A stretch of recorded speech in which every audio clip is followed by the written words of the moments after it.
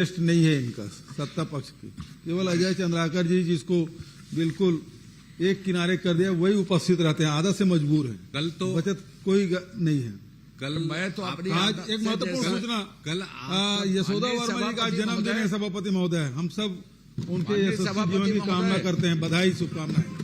कल तो आप 5 नेता प्रतिपक्ष बोले 5 मिनट के अंदर जाएंगे बोल के, तो 5 मिनट के अंदर ही भाग गए। दीर्घायु हो आपके यही मंगल कामना। अजय जी कुछ देर पहले वो भूल गए थे, इधर बैठ गए थे। माननीय सभापति और आखिरी समय तक तो कोई था ही नहीं। भूपेश हम बघेल सोचे थे आपका भाषण होगा। भूपेश बघेल जी ट्रेजरी बैंक की चिंता मत करे तो ज्यादा अच्छा है। उन्होंने पूरा सदन देख रहा है, हमने कल संसदीय कार्य मंत्री जी से वक्तव्य की मांग की थी, नेता प्रतिपक्ष जी को उन्होंने हाइप कर लिया है, उनकी अस्तित्व खत्म कर दिया, यह मानना पड़ेगा। अकेले वन मैन शो। मैं तो ठीक है नेताजी से पूछ के ही करता हूं, लेकिन आप तो पूरे सदन को हाईजैक कर लेते हो। पूरा सदन को हाईजैक कर लेते हो आप। इंप्रेशन वो सिर्फ उपस्थित भर हैं, काम वाम नहीं कर रहे। मंत्रिमंडल हाईजैक कर लेते हैं। चलिए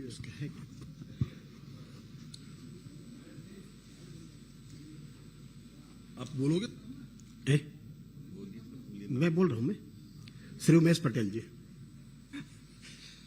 माननीय सभापति महोदय, मेरा जो प्रश्न है इसमें माननीय मंत्री जी का जवाब आया है।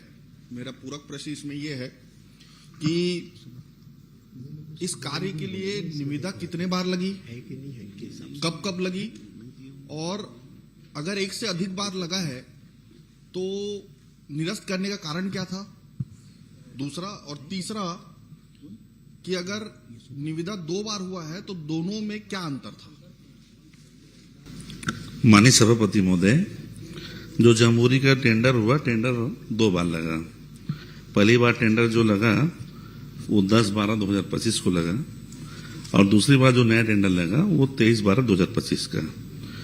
जो टेंडर रद्द किया गया उसका कारण ये रहा कि जब वो टेंडर था, जो पहला जो टेंडर निकला, चूंकि ये कार्यक्रम नेशनल लेवल का कार्यक्रम था, जो भारत स्काउट गाइड जो राज्य नेशनल हेडक्वार्टर ने जो हमको जो निविदक शर्त के हिसाब से उन्होंने जो MOU हुआ उसके हिसाब से उसमें वो टेंडर बहुत कठोर और तकनीकी योग्य वाला था।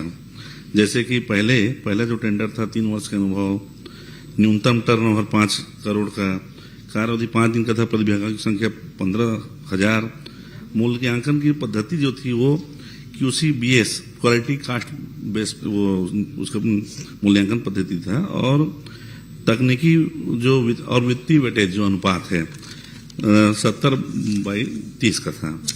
बाद में जब स्थानीय वहां के लोगों ने, जब टेंडर पूरा हो गया, टेंडर खुलने के समय वहां के जो स्थानीय बहुत से लोगों ने जिला प्रशासन के समय, राज्य शासन के समक्ष मांग किया, इतना बड़ा आयोजन हो रहा है और इसमें इतना जो टर्म्स कंडीशन है, जिसमें टर्म्स कंडीशन में ये था कि प्रधानमंत्री के लेवल का कार्यक्रम का, केंद्रीय मंत्री के लेवल के कार्यक्रम का, मुख्यमंत्री और बड़े आयोजन के लेवल का कार्यक्रम है, उसमें तो लोकल कोई भी किसी प्रकार का वेंडर भाग नहीं ले पाएगा। तो उनका अनुरोध था कि ये टेंडर को रद्द करके थोड़ा सा उसको सरलीकृत किया जाए। सरलीकृत करने से जो ये स्थानीय लोगों को उसमें लाभ मिले, ऐसा उनका जब मांग आया तो उनके मांग पे हमने फिर से जो 23 तारीख को जो नया टेंडर किया, उस नई टेंडर को 23 को हमने लिया, जिसमें अनुभव की जो पुराना हो सकता 3 वर्ष का था उसको हमने 1 वर्ष किया।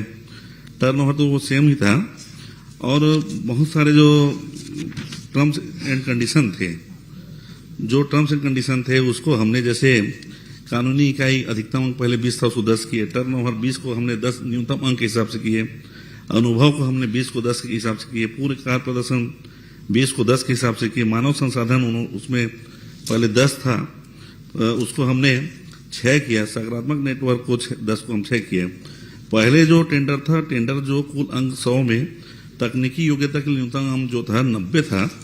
बाद में हमने जो दोबारा जो टेंडर वर्क किया उसमें कुल अंक 100 में तकनीकी योग्यता के लिए न्यूनतम अंक 52 किया।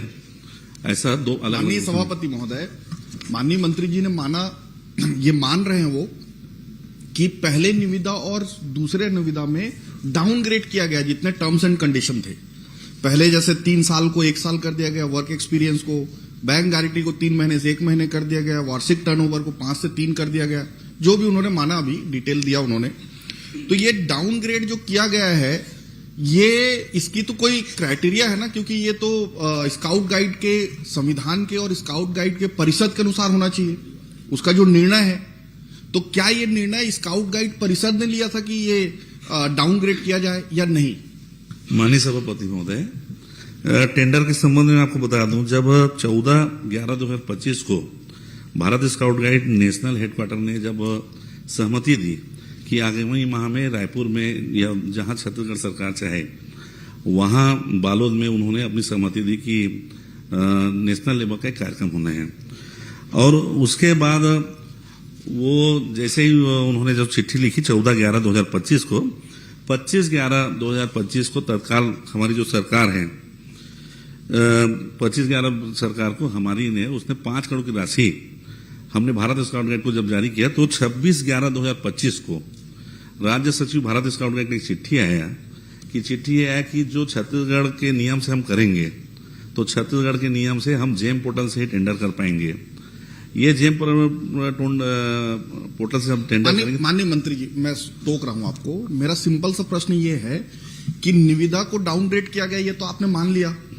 ये जो डाउनग्रेड करने का जो परमिशन है, क्या स्काउट गाइड ने दिया था आपको, या उनके परिषद ने ये निर्णय लिया था कि डाउनग्रेड करेंगे, या मैं उसी में आ रहा हूँ, स्वयं ये निर्णय लिया? मैं उसी में आ रहा हूँ। राज्य सचिव भारत स्काउट गाइड ने चिट्ठी लिखा कि उनके पास जेम पोर्टल की कोई पंजीयन नहीं है, हम ये टेंडर जेम पोर्टल में नहीं कर पाएंगे।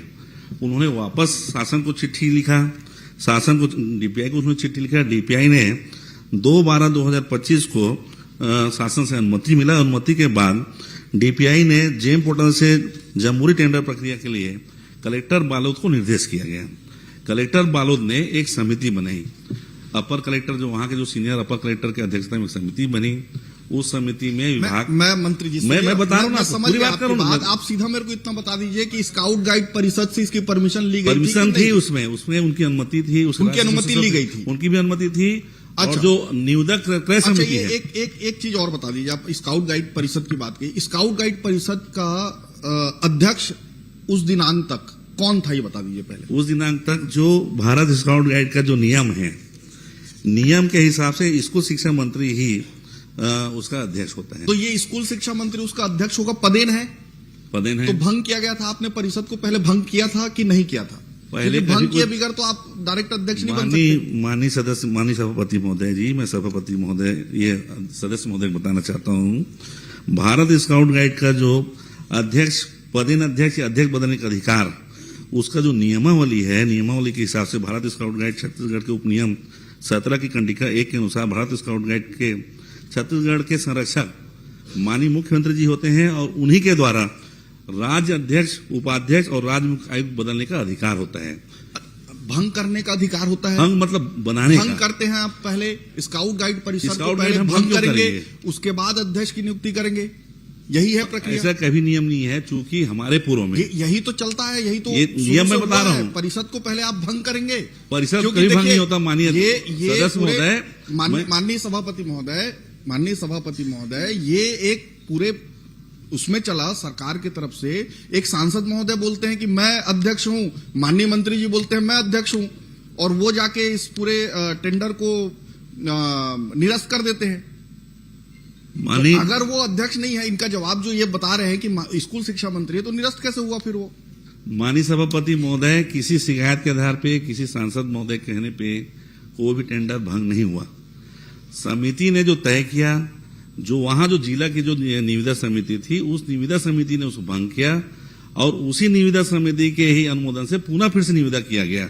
दूसरी बात, कोई भी उसमें जो आप बोल रहे हैं अध्यक्ष भंग नहीं किया गया, चूंकि माननीय पूर्व जो अध्यक्ष रहे हैं, जिस दिन स्कूल शिक्षा मंत्री पद से जब उन्होंने इस्तीफा दिया कैबिनेट को माननीय मुख्यमंत्री के समक्ष, भारत स्काउट गाइड के नियमावली स्वतः ही उनका सारे पद स्वयं समाप्त हो जाते हैं। टेंडर को डाउनग्रेड किया गया पहले टेंडर से दूसरे टेंडर में। इनका कहना है कि स्काउट गाइड परिषद की अनुमति थी। अभी तो यहां यही नहीं क्लियर हो रहा है कि अध्यक्ष उसमें कौन है।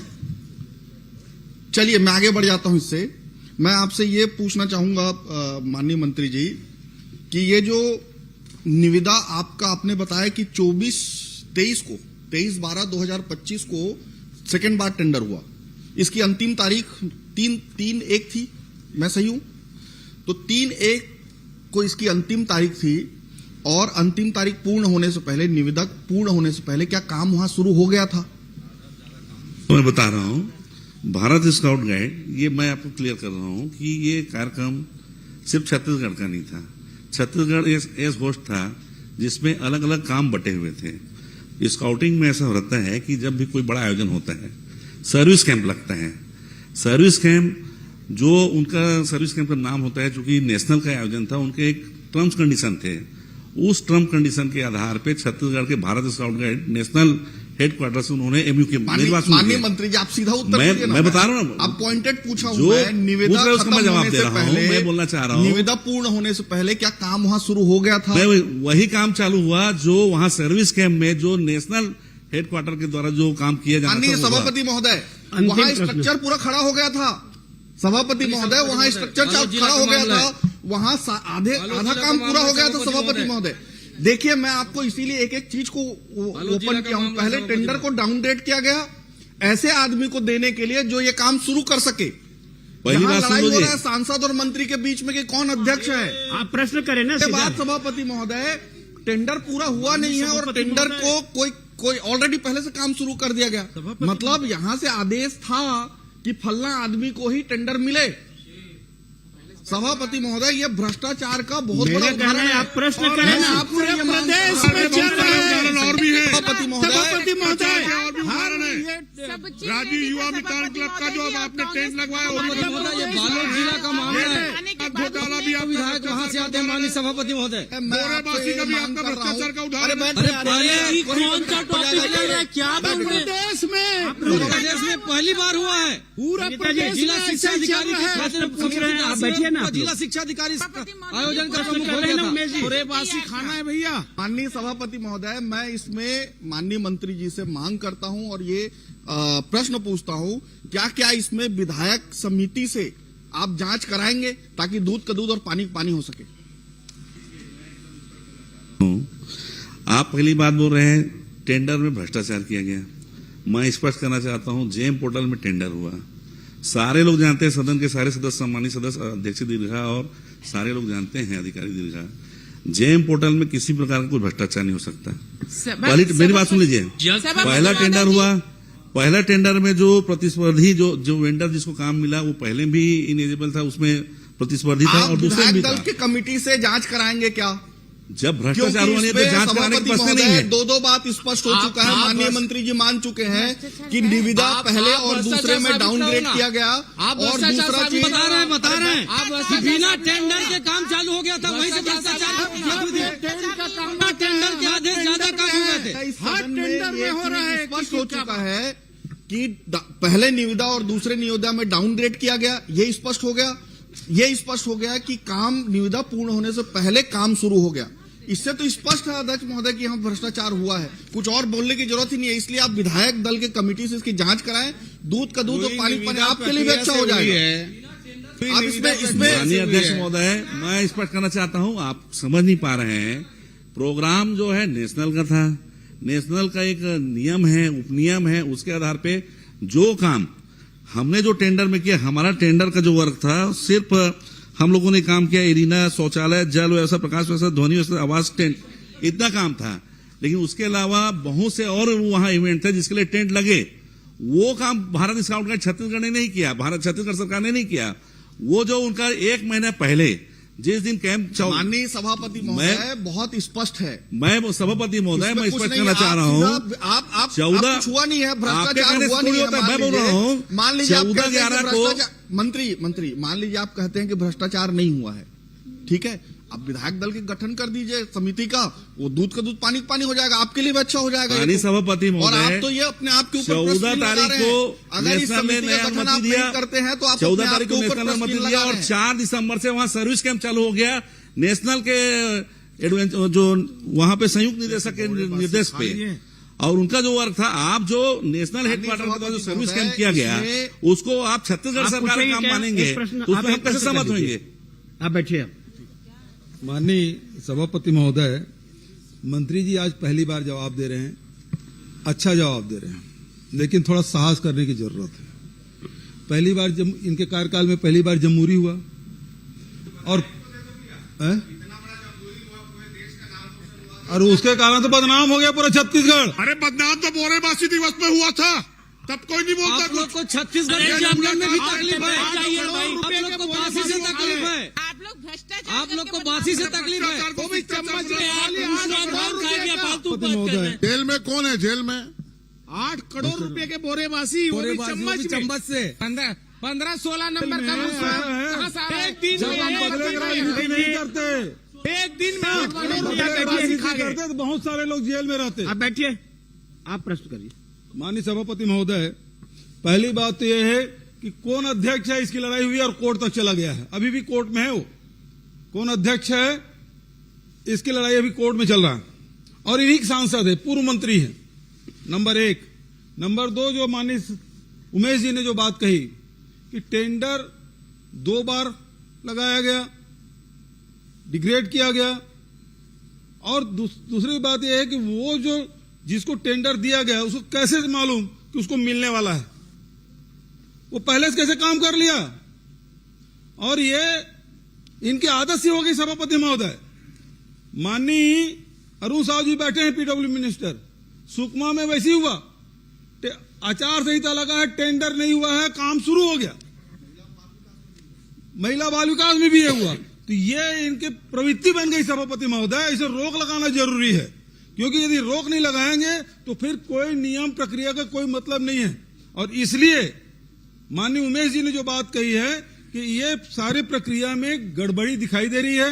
प्रथम दृष्टया दिख रहा है कि आप बिना टेंडर के काम प्रश्न हाँ वही कह रहा हूं, बिना टेंडर के काम शुरू किया गया और उसी व्यक्ति को मिला है, तो इससे स्पष्ट हो रहा है कि वो भ्रष्ट मिली भगत से हुआ है, उसको काम मिला है। तो मंत्री जी से जो उमेश जी ने जो बात कही है कि क्या इसको सदन की समिति से जांच कराएंगे, क्या उचित इस तरह किसी समिति जांच कराएंगे, इसकी घोषणा करेंगे क्या? माननीय सभापति महोदय, पहली बात मैं स्पष्ट करना चाह रहा हूं, कहीं भी अध्यक्ष पद में कोई विवाद नहीं था। यहाँ के लोगों के मन में कोई बात थी, वहां के नेशनल हेडक्वार्टर से जब राष्ट्रीय अध्यक्ष आए तो उन्होंने सबके बीच में सार्वजनिक रूप से कहा जो पदेन अध्यक्ष स्कूल शिक्षा मंत्री ही होंगे, पहला बात। दूसरी बात, जेम पोर्टल में टेंडर हुआ, जेम पोर्टल जब खुला नहीं, कैसे हम बता सकते हैं ठेकेदारी करके? कहीं भी जो आप जिस काम को मूल्यांकन कर रहे हैं वो काम नेशनल ठेकेदार नहीं था, बिना ठेकेदार के निर्माण कैसे शुरू हो गया? नेशनल हेडक्वार्टर का जो पार्ट था उसने अपना काम किया, चूंकि उसके कुछ दिन पहले ही नेशनल जमहूरी वो लखनऊ में हुआ, लखनऊ का उनका सिस्टम सीधा छत्तीसगढ़ आया और 4 दिसंबर से हमारे सर्विस कैंप चालू हुआ। नेशनल के संयुक्त निदेशक के नेतृत्व में 480 सर्विस रो रेंजर वहां पे आए। स्काउटिंग में ऐसे सिस्टम है कि पूरा काम गवर्नमेंट नहीं करती, बहुत से काम सर्विस रो रेंजर करते हैं। वो आए, मैपिंग किए, छोलदारी, इपिक टेंट और बहुत सारी जो व्यवस्थाएं हैं, ये पूरा काम Bharat scout guide national headquarter के हिसाब से उनके लोगों के द्वारा किया गया। हमारा काम था जो मेन मंच में एरिना, माननीय मुख्यमंत्री जाएंगे, अतिथि जाएंगे, उनका जो डोम और तमाम प्रकार की व्यवस्था, उनको भोजन देने का काम, ये हमारा काम था, जो 9 तारीख के बाद चालू होता है। 5 दिन में आप जानते हैं कि यहाँ बड़े बड़े आयोजन होते हैं, आप भी जानते हैं कैसे आप कार्यक्रम, आपके यहाँ भी कार्यक्रम हुए, आप अपने समय में काम कर रहे हैं, लोग 3 दिन में डोम खड़ा कर देते हैं। आप किसी प्रकार का आरोप न लगाएं, जेम पोर्टल में कहीं भ्रष्टाचार की बात ही नहीं है। आपको उठाना है तो आप उठा सकते हैं। श्री डोमालाल कोरसेवाड़ा पूछ ले, उसके बाद श्री डोमालाल कोरसेवाड़ा। माननीय सभापति महोदय, बार-बार देखिए, आप बार-बार जो प्रश्न कर रहे हैं मंत्री जी का जवाब वही आ रहा है, इसमें क्या करें, आगे बढ़ना पड़ेगा। माननीय सभापति महोदय, माननीय सभापति महोदय,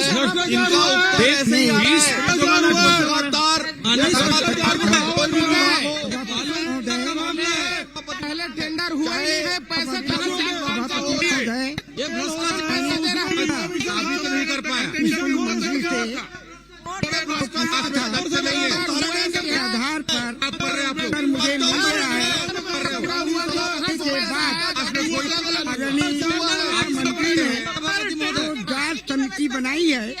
उसे कब तक जांच पूर्ण करने का प्रयास सीमा भ्रष्टाचारी करना बंद करो। भ्रष्टाचारी करना बंद करो। सरकार ये वाले तुरंत करो। सदन में इस तरह हो गया, उसके बाद भी भ्रष्टाचारी मंत्री जी बचाने के लिए इसके 4 नंबर का मंत्र बंद करो। खाना बंद करो। हेलो भेंट मुलाकात को सेठ मुलाकात बताने वाले बंद करो। बंद करो, बंद करो।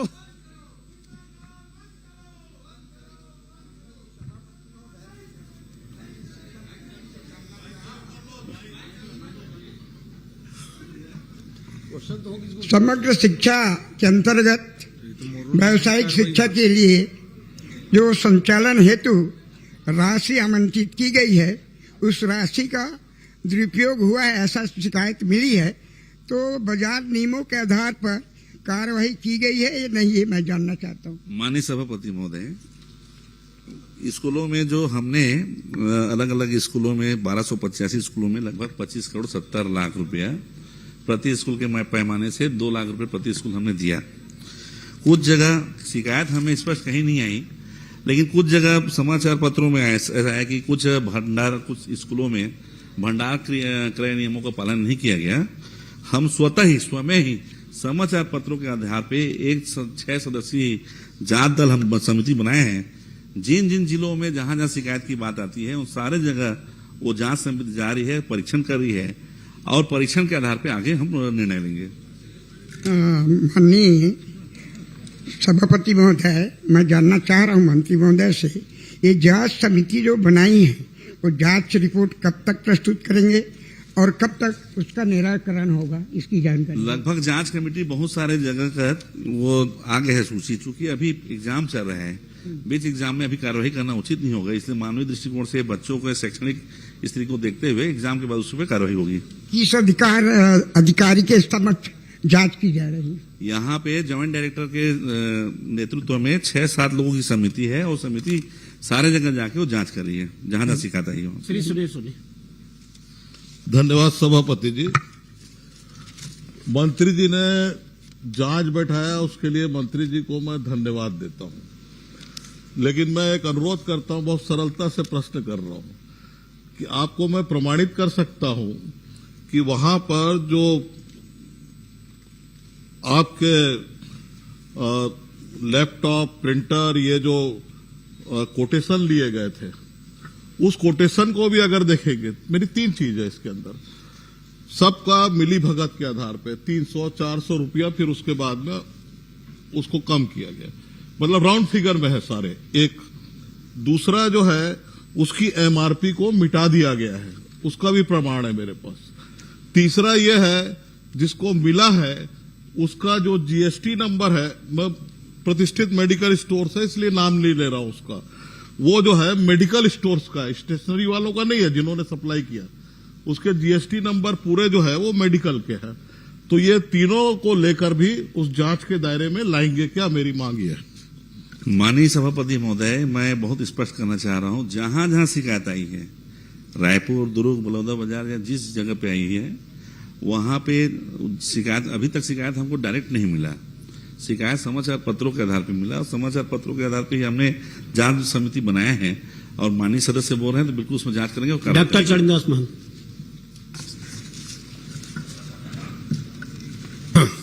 सभापति जी, मैं 2 बहुत छोटे छोटे सवाल माननीय मंत्री जी से पूछना चाहता हूं। उन्होंने ये जवाब दिया है कि प्रदेश में कुल 403 स्वामी आत्मानंद अंग्रेजी माध्यम के स्कूल संचालित हैं। ठीक है मंत्री जी, संशोधन तो नहीं करना है ना?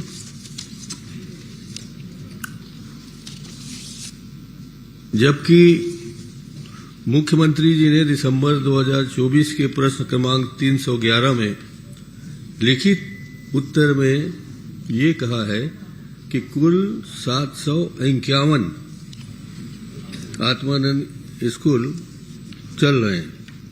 तो मुझे पहले बता दीजिए कि आपका दिया हुआ आंकड़ा सही है कि मुख्यमंत्री जी का आंकड़ा दिया हुआ सही है? माननीय सभापति महोदय, दोनों आंकड़ा सही है। अंग्रेजी के विद्यालय 403 अंग्रेजी माध्यम है और 348 हिंदी माध्यम है। कुल मिला के 751 स्वामी आत्मानंद उत्कृष्ट विद्यालय भी संचालित है।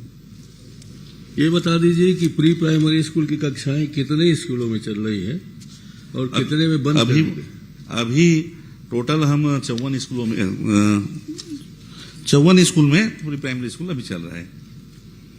ये अंग्रेजी है कि हिंदी है? ये अंग्रेजी में ही है। अच्छा, आप लोग क्या प्री प्राइमरी स्कूल के जो लगे हुए शिक्षक हैं उनको अलग करने जा रहे हैं, निकालने वाले हैं? अभी फिलहाल तक तो निकालने के लिए कोई ऐसा आदेश निर्देश नहीं दिया गया है, लेकिन चूंकि ये जो प्रदेश में टोटल हमारा 38,333 स्कूलों में मात्र 54 स्कूल ऐसे हैं जहां प्री प्राइमरी और KG1 KG2 क्लासेस चल रही है। और हम लोग चूंकि वो पूर्व में आपके गवर्नमेंट में वो जारी हुआ था, लेकिन विधि उसको फाइनेंस डिपार्टमेंट से पर्टिकुलर उनको अनुमति नहीं मिल पाया।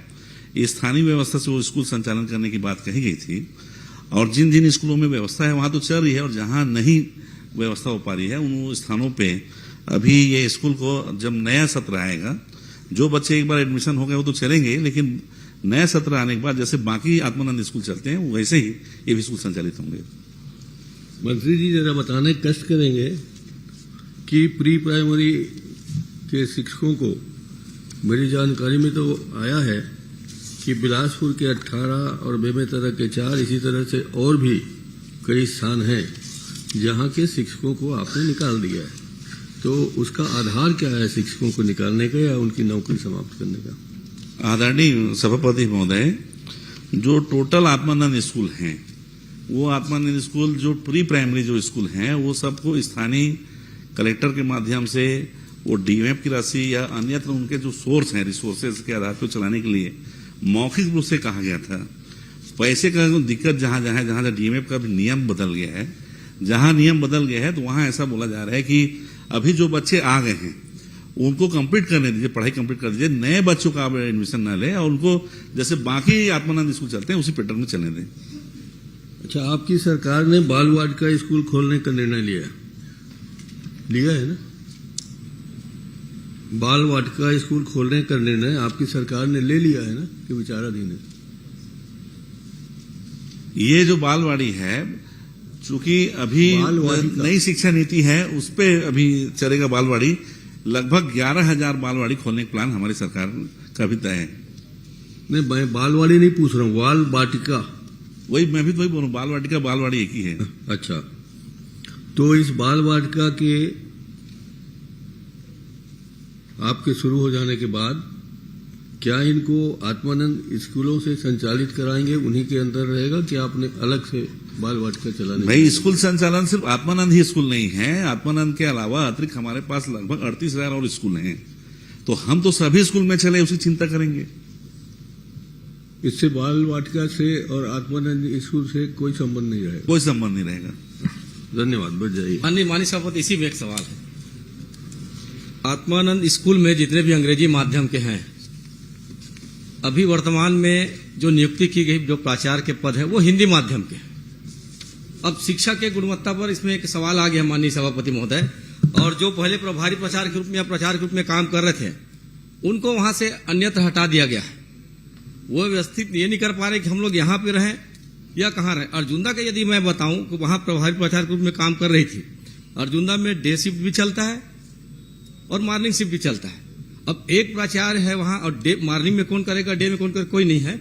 तो मैं आपके माध्यम से माननीय मंत्री जी से करना चाहूंगा कि जो 2 शिफ्ट वहां चल रहा है तो कम से कम जो प्रभारी प्राचार्य थे उनको कम से कम दिन में कर दें और एक को फिर आपके मॉर्निंग शिफ्ट में कर दें। देखिए माननीय सभापति महोदय, जो माननीय सदस्य पूछ रहे हैं ये प्रश्न उद्भूत नहीं होता, लेकिन फिर भी आपकी जानकारी बोल दूं। उनकी चिंता है, आप उसकी व्यवस्था कैसे करेंगे? मैं बोल रहा हूँ अवगत करा देंगे। जो स्कूल जो इंग्लिश मीडियम की बोल रहे हैं भर्ती के, तो सारे पद हम भर्ती नहीं करते।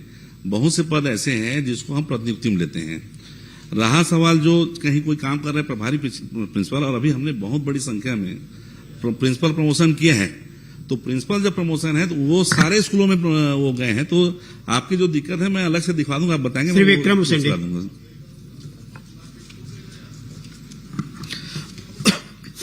माननीय सभापति महोदय, मैं कांकेर जिले के ये पखांजूर बांदे इरपानार कोरेनार तक करीबन ये 96 किलोमीटर सड़क का निर्माण के साथ साथ वहां पुल पुलियों का निर्माण की बात मैंने पूछी थी। ये 2010 में ये काम स्वीकृति मिली थी, 13 तक पूरा होना था, लेकिन उसके 13 के बाद 5.5 साल और अतिरिक्त समय देने के बाद भी 2018 तक वो काम पूरे हुए नहीं। तो माननीय, मैं उप मुख्यमंत्री जी से जानना चाहूंगा कि ये पुल करीबन 11 जो 60 साल पहले बन चुके हैं और जीर्ण शीर्ण अवस्था में हैं, कभी भी वो दुर्घटना होती रहती आए दिन, और उनका निर्माण कब तक होगा। दूसरी बात में प्रश्न मूल ये था कि इन 11 स्थान जहां पर हमेशा सकरा होने के साथ साथ बहुत डैमेज हो गए हैं और वहां रेलिंग भी नहीं है, तो वहां पर हमेशा दुर्घटनाएं होती हैं। आपके विभाग के माध्यम से अधिकारियों ने कहा वहां कोई दुर्घटना नहीं हो रही है, क्या इस बारे में आप थोड़ा स्पष्ट करेंगे, बताएंगे? माननीय सभापति महोदय, बहुत वरिष्ठ सदस्य हैं और ये महत्वपूर्ण रोड है जो कांकेर जिले के अंतर्गत भानु प्रतापपुर, पंखाजूर, केवटी, पंखाजूर, बांदे, इरपानार मार्ग है, जिसकी स्वीकृति 31/3/2010 को हुई थी भारत सरकार के सड़क एवं परिवहन राजमार्ग मंत्रालय से। बाद में पुनरीक्षित स्वीकृति हुई और 9/2/2011 को कार्य आदेश जारी किया गया। ये सही है कि 28 माह की अवधि 8/6/2013 तक इस सड़क का काम पूरा करना चाहिए था। इस मार्ग में 91.600 किलोमीटर की चौड़ीकरण मजबूतीकरण का काम और 134 नग पुल पुलियों के निर्माण की स्वीकृति थी। ठेकेदार ने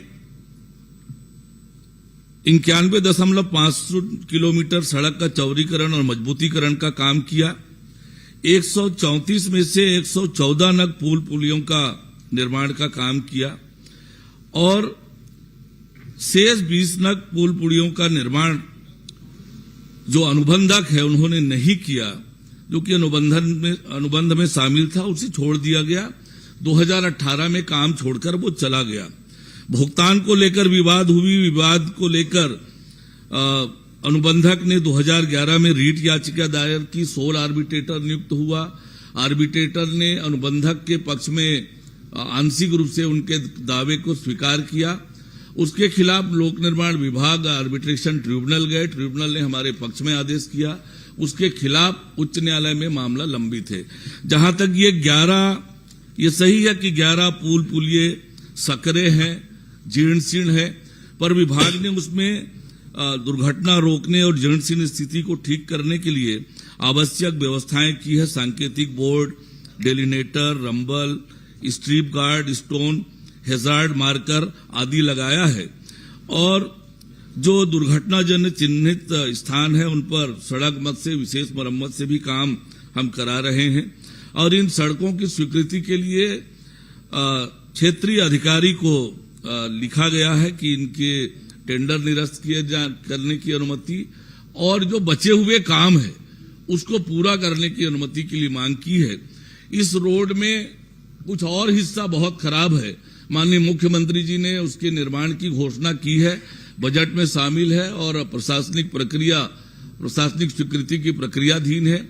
ये महत्वपूर्ण रोड है। 2 और नए ब्रिज हमने राज्य मत से स्वीकृत किए थे, बड़ा ब्रिज, उसमें से एक का काम उम्मीद करते हैं कि अप्रैल तक पूरा हो जाएगा और दूसरे पुल का काम जो है वो प्रशासकीय स्वीकृति के प्रक्रियाधीन है और जैसे ही होगा हमारी भी चिंता है। मैं इस बात को जानता हूं कि यह बहुत महत्वपूर्ण रोड है। इस रोड को लेकर हमारी चिंता है और हम लगातार प्रयास कर रहे हैं कि ये रोड समय पर पूरा हो, अच्छे से बन जाए। माननीय सभापति महोदय, मैंने एक प्रश्न उसमें पूछा था कि ये जो 11 पुल पुलिया बहुत संकीर्ण हैं, 60 साल पहले बन चुके थे, जहां नीचे वहां पर कहना चाहिए उनके छड़ वगैरह में कभी भी बड़ी दुर्घटना हो सकती है, लेकिन आपके जवाब में मैंने पूछा था कोई दुर्घटना वहां हो रही थी, विभाग से आ गया जी नहीं, कहीं कोई हुआ नहीं। क्या अभी तक कोई दुर्घटना घटना नहीं हुई है कि उस स्थानों में? मैंने इस बात को स्पष्ट रूप से कहा है सभापति महोदय कि ये सही है कि वो दुर्घटना की संभावना बनी रहती है और उसको रोकने के लिए विभाग ने आवश्यक जो उपाय हो सकते हैं वो किए हैं।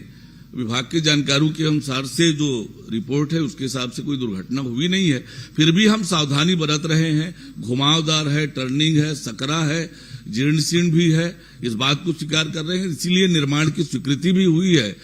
अनुबंधक चला गया, इसलिए निर्माण में विलंब हुआ है। अब वो कोशिश कर रहे हैं कि जल्दी से उसकी फिर से स्वीकृति मिल जाए। राज्य मत से भी हमने चिंता करके 2 नए ब्रिज स्वीकृत किए हैं, जिसका एक का काम अप्रैल में पूरा होने की संभावना है, दूसरे की प्रशासकीय स्वीकृति की प्रक्रिया चल रही है। मैंने पहले ही स्वीकार किया कि हमारा महत्वपूर्ण रोड है, इस रोड को लेकर हमारी चिंता है। माननीय मुख्यमंत्री जी ने घोषणा की है पंखाजूर में जब गए थे कार्यक्रम में, और उसको लेकर बजट में शामिल है और प्रशासकीय स्वीकृति की प्रक्रिया चल रही है। माननीय सभापति महोदय, चूंकि मैंने ये जानकारी मैं चाहूंगा, चूंकि मैं चाहूं तो पूरी एक घटनाएं जो हुई है लगातार वहां पर आपके 77/2 PV 39 माने परलकोट विलेज 39 जो सड़क है वहां पर 5 घटनाएं हो चुकी हैं। 39 में एक पुलिया नगर पंचायत लेखापाल मोटरसाइकिल से नीचे गिर गए 20 नवंबर 2017। एक छोटा हाथी वाहन 30 अप्रैल 25 को एक्सीडेंट हुआ। एक पिकअप वाहन गिरा, वाहन चालक परिचालक बाल बचे 11 नवंबर 25। एक ट्रक चालक गिर गया, उनके बेटी के साथ 18 दिसंबर 25।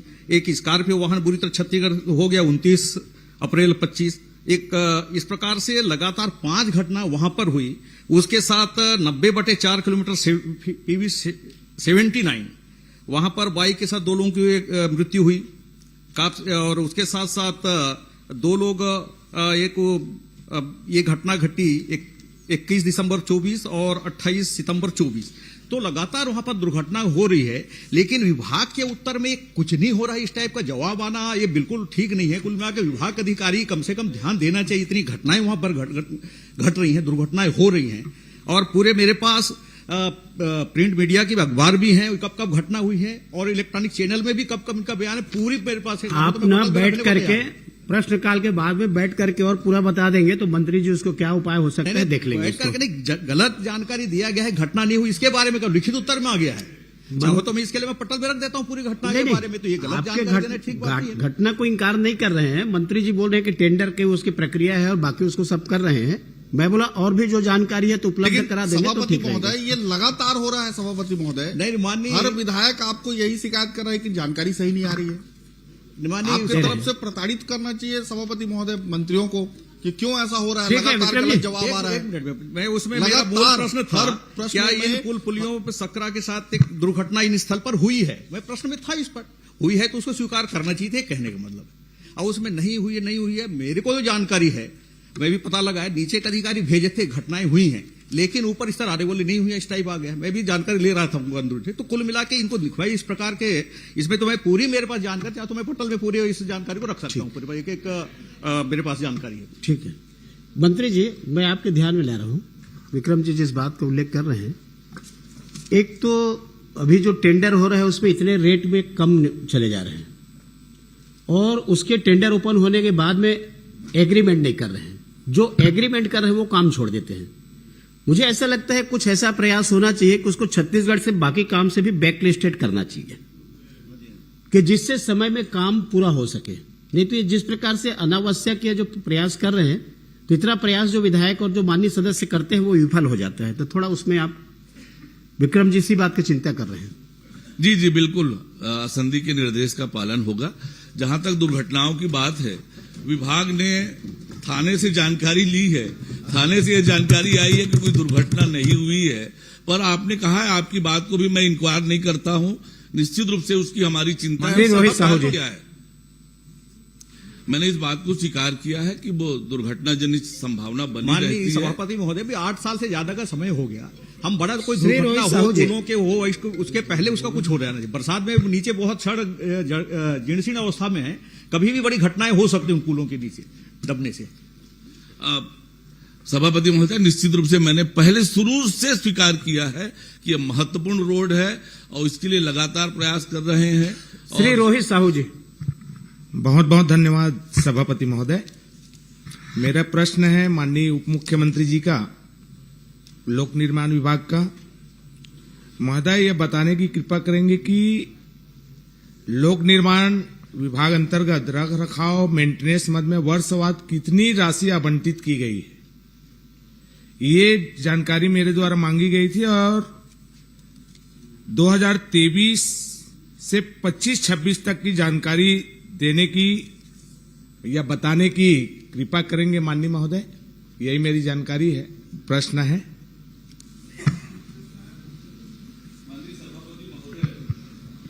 माननीय सभापति महोदय, बहुत विस्तार से एक एक कामों की जानकारी दी है। 2022-23 से 2025-26 जनवरी 2026 तक कुल मिलाकर 232 कार्यों के लिए 65 करोड़ 84,68,000 रुपए आवंटित किया गया था। उस पर 58 करोड़ 29,26,000 रुपए के खर्च मेंटेनेंस में हुए हैं। एक एक कामों की विस्तृत जानकारी माननीय सदस्य को उपलब्ध कराई है। जी माननीय महोदय, मैं बहुत धन्यवाद देता हूं। पूरी जानकारी तो आया है मेरे पास, लेकिन मेरी एक विशेष धन्यवाद भी देना चाहूंगा माननीय उप मुख्यमंत्री जी को, सभापति महोदय, जिसके माध्यम से हमारी छत्तीसगढ़ में माननीय विष्णुदेव जी की सरकार में, सुशासन की सरकार में आज इतनी बड़ी बड़ी स्वीकृति राजिम विधानसभा क्षेत्र को मिला है।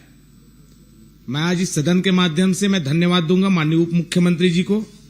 राजिम फिंगेश्वर महासमुंद मार्ग, जो बहुत पुरानी मांगे थी, राजिम छुरा महासमुंद, इतनी 145 करोड़ की 146 करोड़ की स्वीकृति 2500 साल के इंतजार के बाद आज पूरा हो रहा है। आज इस सदन के माध्यम से मैं धन्यवाद दूंगा। बहुत सारी रोड की जो श्री राजेश मुराद जी। और माननीय महोदय, मैं माननीय उप मुख्यमंत्री जी से और आग्रह करूंगा, ये मेंटेनेंस कार्य में 30 वर्ष पुराने बहुत बिल्डिंग भी बनी हुई है, जिसमें हमारे जिले के बड़े बड़े वहां के कलेक्टर, एसपी या बहुत बड़े अधिकारी, वहां छोटे अधिकारी भी रहते हैं, बड़े अधिकारी भी रहते हैं, जो जर्जर की स्थिति में है वहां की भवन, जिनकी मेंटेनेंस की मैं जानकारी मांगा था। इसमें मैं कहूंगा कि माननीय उप मुख्यमंत्री जी हर साल करोड़ों रुपए हमारी विभाग से या सरकार के माध्यम से प्रश्न जीर्णोद्धार के लिए जाते हैं। तो मैं माननीय उप मुख्यमंत्री जी से निवेदन करूंगा कि वहां की एक नया बिल्डिंग हो जाए, जिला मुख्यालय है, मेंटेनेंस में ही खर्चा होता है हर साल, तो उसके लिए भी विशेष आग्रह है कि इसकी बिल्डिंग की व्यवस्था हो जाए। मंत्री जी। माननीय सदस्य ने जो पूछा है, स्वीकार किया है कि लगातार बड़े बड़े रोड के काम स्वीकृत हुए हैं और उन्होंने जो कहा है निश्चित रूप से उसका परीक्षण कराएंगे। श्री राजेश मुराद जी। बहुत बहुत धन्यवाद माननीय। श्री शकुंतला सिंह पोर्ते, श्रीमती शकुंतला सिंह पोर्ते। सभापति महोदय, मैं वाणिज्य एवं उद्योग मंत्री महोदय से पूछना चाहती हूं कि प्रतापपुर विधानसभा क्षेत्र के अंतर्गत अवैध शराब निर्माण एवं देशी विदेशी मदिरा शराब में मिलावट की कितनी शिकायतें प्राप्त हुई हैं?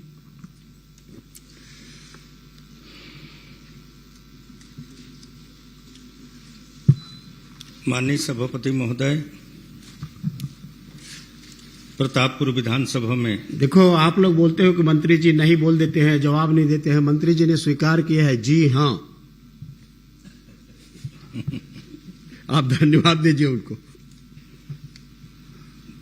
माननीय सभापति महोदय, आबकारी विभाग में प्रतापपुर विधानसभा में 3 वर्षों में आबकारी विभाग को शिकायत मिला, जिसमें 40 शिकायतें पर कार्रवाई की गई है।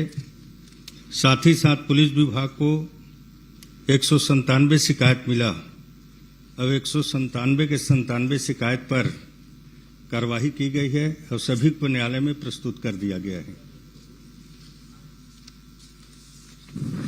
माननीय मंत्री महोदय जी, 197 शिकायतें प्राप्त होना ये बहुत चिंता का विषय है और इसे रोकने के लिए आपके तरफ से क्या क्या तैयारियां की गई हैं जिससे अवैध शराब और मिलावटी शराब पे रोक के लिए कदम उठाए जा सके? मिलावटी शराब का भी शिकायत आया था माननीय सभापति महोदय, और जो प्लेसमेंट कर्मचारी हैं जिनको दोषी पाया गया सभी के सभी को जेल दाखिल कर दिया गया है और उनको नौकरी से बर्खास्त भी कर दिया गया और सभी को जेल दाखिल कर दिया गया है। माननीय सभापति महोदय, माननीय सभापति महोदय, मैं ये कहना चाह रही हूँ कि जेल दाखिल किया गया है, ये पूरी तरह से सही नहीं है और आप इसे रोकने के लिए क्या उपाय करेंगे, ये मैं पूछना चाह रही हूँ। और भट्टी खोलवा देंगे। आप लोग ना बोलें, 2000 करोड़ का घोटाला हुआ था शराब का। ये मुसवा के मारे हम परेशान हो गए हैं। अभी क्या हो रहा है? तो अभी क्या हो रहा है? तो ये घोटाला ही नहीं तो क्या है? मिलावट हो रहा है। अभी जांच हो रहा है। अभी तो कार्रवाइयाँ होना चाहिए। अभी आए हैं, अभी कार्रवाई हो रहा है, जांच हो रहा है। अभी फिल्म की खेती हो रही माननीय अध्यक्ष महोदय। और राम कुमार माननीय सभापति महोदय, दीजिए उनको। सीधा ही तो इतना लंबा। रोकथाम के लिए लगातार निरीक्षण किया जा रहा है जिसमें उपायुक्त आबकारी अधिकारी, सहायक आयुक्त अधिकारी, संभागीय वृंद दस्ता प्रत्येक अधिकारी 6 केंद्रों में प्रति माह निरीक्षण का प्रावधान है। साथ ही साथ हमारे सहायक आयुक्त आबकारी, जिला आबकारी, जिला के मुख्यालय में प्रत्येक केंद्र में 3 माह में एक बार, शेष प्रत्येक केंद्र पर वर्ष में एक बार निरीक्षण। सहायक जिला आबकारी अधिकारी जिला मुख्यालय में प्रत्येक केंद्र में माह में एक बार, शेष प्रत्येक केंद्र में वर्ष में 2 बार करने का। इसी तरह से सहायक जिला आबकारी अधिकारी उप निरीक्षक के द्वारा मुख्यालय स्थित केंद्र में साप्ताहिक अन्य मासिक निरीक्षण का प्रावधान, लगातार निरीक्षण हो रहे हैं और लगातार शराब अवैध बिक्री की रोकथाम के लिए जो भी शिकायतें आ रही है, शिकायत भी नहीं आता तब भी जानकारी मिलता है तो निरीक्षण करने जाते हैं और रोकथाम का प्रयास करते हैं। जैसे माननीय सदस्य जी ने कहा कि 197 जो हमारे निरीक्षण हुए हैं, शिकायत मिले हैं, उसमें सभी में कार्रवाई की जा रही है। इसका मतलब विभाग मुस्तैनी के साथ शराब की रोकथाम, अवैध निर्माण की रोकथाम की निरंतर प्रक्रिया में लगी हुई है। प्रतापपुर विधानसभा, माननीय सभापति महोदय, प्रतापपुर विधानसभा मध्य प्रदेश और उत्तर प्रदेश की सीमा से लगा हुआ है, जहां से लगातार बहुत सारे रेक्टिफाइड और स्प्रिट और अवैध शराब की आने की खबरें हैं। मैं चाहती हूं कि एक ठोस कदम उठाया जाए जिससे इसे मेरे विधानसभा क्षेत्र को बहुत सहयोग मिले। मैं मंत्री जी से विशेष इस पे सहयोग की अपेक्षा करती हूं। मंत्री जी ने टोल फ्री नंबर भी बताया है और ऐप भी बताया है। मेरा विधानसभा आदिवासी बाहुल्य क्षेत्र है जहां लगभग 15 गांवों में टावर नहीं है, तो ये समस्याएं बनी हुई हैं। मैं आग्रह करना चाहती हूं कि कोई विशेष कड़ी कार्यवाही या ठोस कदम का आश्वासन दीजिए। आप एक प्रश्न कर लीजिए, उसके बाद जवाब। माननीय सभापति महोदय, माननीय शकुंतला जी ने जो पहली बार चुन के आई हैं और कहा कि हम लोग शराब में बोलने का अधिकार नहीं है, आप लोग तो रिकवरी के लिए कितने लोगों को नोटिस दिए हैं और उसमें क्या कार्रवाई की है आप? माननीय सभापति महोदय, यह प्रकरण पूरा ईडी न्यायालय में चल रहा है। ना और भाई नोटिस देने का अधिकार आपको है, देखिए आपको रिकवरी करने का अधिकार है। कितने लोगों को नोटिस दिए, कितना रिकवरी हुआ है और नहीं किए तो क्यों नहीं किए? सभापति महोदय, 134 के तहत जो मामला मंत्री जी जवाब देंगे कि आप उस विषय की बात नहीं कर सकते मंत्री बन गए। मैं पत्रिका से सुपर नहीं हो आप। मंत्री जी जवाब कर रहे हैं। जवाब आप देंगे कि जब देखो 2000 करोड़ उसका आज होना चाहिए, विधायक दे रहे हैं, होना चाहिए आज खुलासा। आप लोग बैठ जाएं। विधायक जी जवाब दे रहे हैं। बदनाम करने के लिए 2000 करोड़ का बात करते हैं। मैं यही पूछ रहा हूँ कि रिकवरी के लिए आपने क्या किया?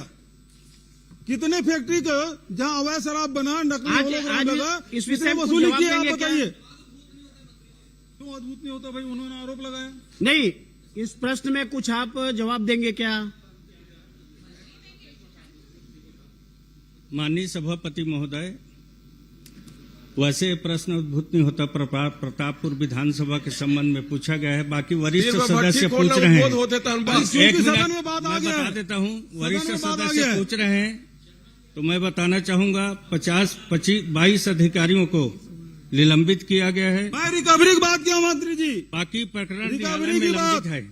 कितने फैक्ट्री वालों ने रिकवरी की है, कितने अधिकारियों ने रिकवरी की है, किससे कितना रिकवरी की है बताइए। नोटिस दिए कि नहीं दिए? आप उनके विभाग में मंत्री जी आप बैठिए, केदार जी आप बैठिए। प्रश्न का जो स्वरूप है आप उसको पढ़ लीजिए। उस प्रश्न का स्वरूप होता और संदर्भित होता तो निश्चित रूप से मंत्री जी जवाब देते हैं। एक्चुअल में प्रश्न उद्भूत ही नहीं हो रहा है और आप पढ़ लीजिए। बहुत सुंदर बात, इसलिए मैं इसको आगे बढ़ाता हूं। पुरंदर मिश्रा, बहुत सुंदर बात आपने कही, लेकिन किसी भी सदस्य को इस प्रकार से मुंह उठा के कहीं भी कोई बात नहीं कह देनी चाहिए सभापति महोदय, बिना तथ्य के। यदि आपके पास है, अब वित्त मंत्री भी आ गए, कितने लोगों को नोटिस दिया गया, कितना नुकसान हुआ, कितना इनकम टैक्स का नुकसान हुआ, ये बताए सरकार। आप लगाए तो उद्भूत कैसे नहीं होता? जब बात आ गई तो नहीं, उद्भूत इसलिए नहीं होता कि प्रश्न आप पढ़ लीजिए। आपको देखो, आप अनुभवी हैं, आप अनुभवी हैं, आप इस प्रश्न में आप प्रश्न को पढ़ लीजिए, इसका स्वरूप हो। पुरंदर मिश्रा जी भ्रष्टाचार बोल सकते हैं, भ्रष्टाचारी है बचाने के लिए।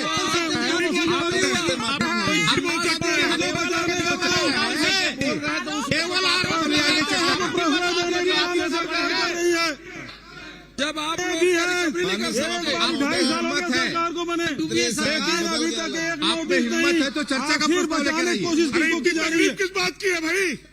नहीं, सभापति सुशांत जी आप बैठ जाइए। पुरंदर मिश्रा जी आप प्रश्न नहीं कर रहे हो।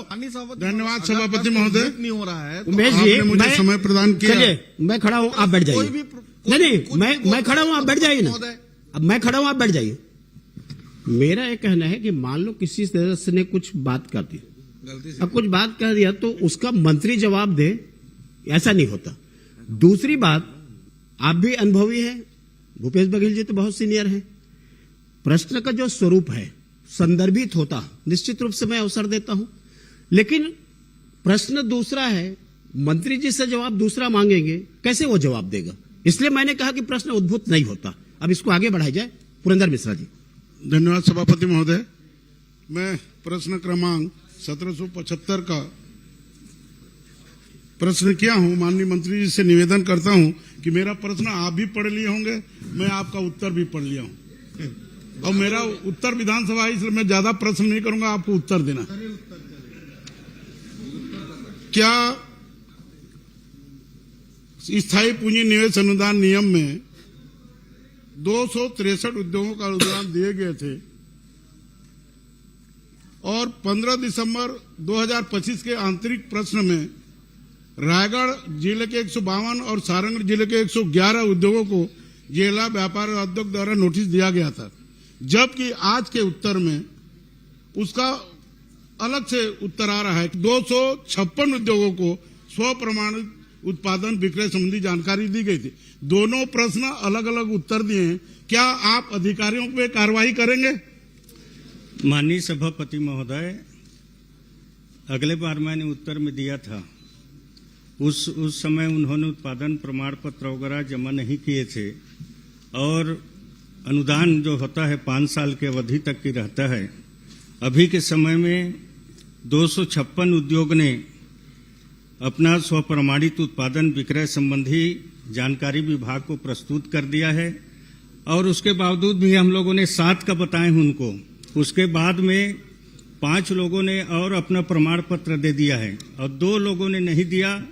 उसका रिकवरी का हम लोगों ने कलेक्टर को पत्र लिख दिए हैं, जो प्रावधान है उनके अंतर्गत वसूली के लिए, और जो भी अनुदान डेढ़ से अनुदान प्राप्त करता है और काम शुरू नहीं करता है, समय सीमा खत्म हो जाता है, तो उस अनुदान का वसूली करने का भी प्रावधान है, और 12% ब्याज की दर से वसूली करने का प्रावधान है।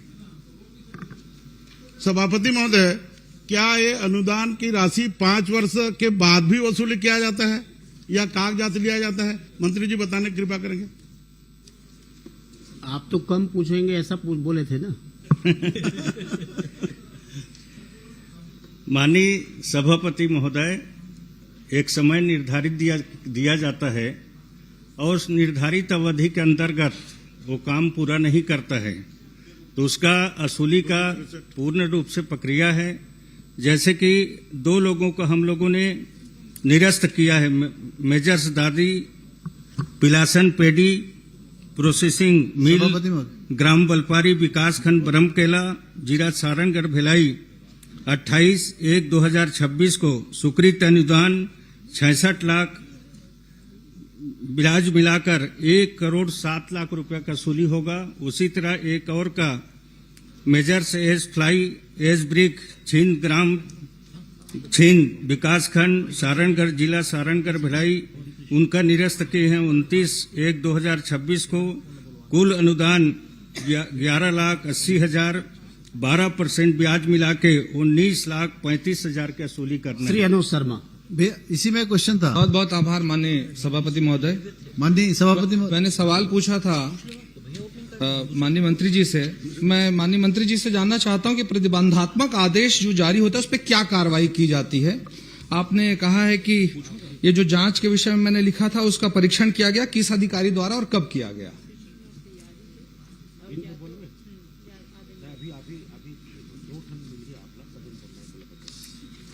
माननीय सभापति महोदय, जो माननीय सदस्य 3 महीना के अंतराल में जांच की पूछ रहे हैं उसमें 23 प्रकरण दर्ज किए गए हैं। बहुत ज्यादा जांच हम लोगों ने किया है और जो अधिकारी के नाम पूछ रहे हैं मैं अधिकारी को भी का नाम बताना चाहता हूं कि हमारे माननीय सभापति महोदय, मैंने पूछा कि प्रतिबंधात्मक कार्रवाई में जब आदेश जारी होता तो क्या कार्रवाई करते हैं और बाद में जब कंप्लायंसेस पूरे कर दिए गए तो फिर किसने जांच की? बस मैंने 2 लाइन का पॉइंटेड क्वेश्चन है मेरा। माननीय सभापति महोदय, जो प्रतिबंधात्मक आदेश जारी करते हैं तो हमारा औद्योगिक सुरक्षा स्वास्थ्य के अधिकारी रहते हैं।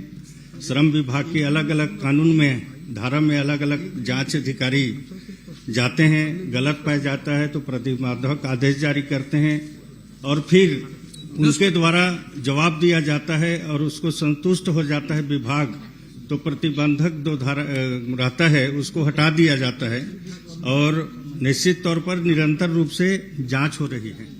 माननीय सभापति महोदय, टोटल 71 शिकायतें थी। 3 दिन के अंदर सारी चीजें दूर हो गई, 3 दिन के अंदर। और प्रतिबंधात्मक आदेश में लिखा है कि पल्वराइज्ड कोल इंजेक्शन संयंत्र पर किए जा रहे कार्य को तत्काल प्रभाव से आगामी आदेश तक रोकने का निर्देश देता हूं। 1 सेकंड के लिए भी नहीं रोका गया माननीय सभापति महोदय। इसके बाद मैं जब माननीय मंत्री जी से सवाल पूछता हूं तो मंत्री जी कहते हैं कि आप लिख कर दे दीजिए। उस समय हो रहा, मैं इसीलिए बोल रहा हूं, लिख कर दे दीजिए, जांच करा देंगे। ये 2025 का चिट्ठी लिखा हुआ, आज तक इसका जवाब आपके विभाग ने नहीं दिया। माननीय मंत्री जी, आप तो कह देते हैं आपके अधिकारी मुझे कोई जवाब नहीं देते हैं। ये डबल इंजन आप क्या मेरी मौजूदगी में जांच कराएंगे? बस इतना बस चाहता हूं। माननीय सभापति महोदय, वहां के शिकायत में निश्चित तौर पर जांच हुआ है। पहले बाबूलाल, क्या आप हम लोगों की जनप्रतिनिधियों की उपस्थिति में आप जांच कराएंगे? समय कम है माननीय मंत्री जी। ऐसा जांच कराने का प्रावधान नहीं है कि किसी जनप्रतिनिधि को हम लेकर जांच अधिकारियों के साथ में जाएं। हम ऐसा जांच नहीं कैसे जांच होगा? कैसे नहीं? डबल इंजन में जांच जनप्रतिनिधि डब्बा बदलेगा, डब्बा बदलेगा। हमें बहुत सारे ऐसे उदाहरण मिलेंगे, लेकिन अब मंत्री जी तो ऐसा ना कलेक्टर को भी आदेश नहीं दे सकते काम करने का। पत्रों का पटल पर रखा जाना। हो गए। श्री श्याम बिहारी जायसवाल जी। माननीय सभापति महोदय, मैं डाउनग्रेड किया जाए